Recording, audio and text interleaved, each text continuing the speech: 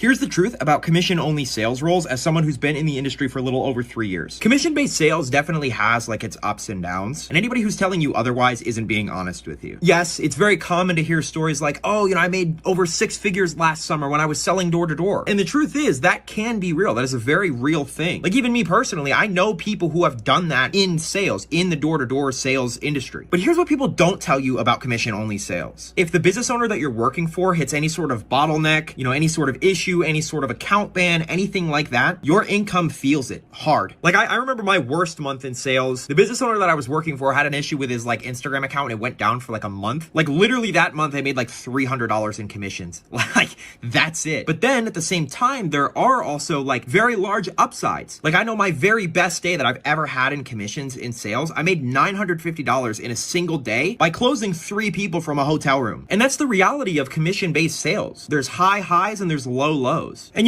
that sort of like up and down is not unique to just sales. Like every single industry has its trade-offs. E-commerce, real estate, brand scaling, online coaching, etc. The problem is that just the vast majority of like online sales coaches or gurus or whatever you want to call them just glorify everything about the industry that they're in. And the reason they do that is just because it makes it a lot easier to sell whatever it is they're selling. All you hear is the good, good, good. You never hear the bad. And that's my point. And again, remote high ticket sales isn't perfect. I'm not here to fully glorify everything. That's one of the things that I've always tried to do is just be as authentic as possible. Every single industry, doesn't matter what you get in, there's always positives and negatives, right? Pros and cons to everything. But if you are good at what you do, if you get very, very good at sales, it is 100% possible for people to be achieving like 10, 20, 30, $40,000 months in commissions as high ticket closers or just being in the remote sales industry in general. Again, understand the downsides, choose intentionally, and just pick the path that fits with your goals, not just somebody else's highlight reel because they want you to buy their course or whatever.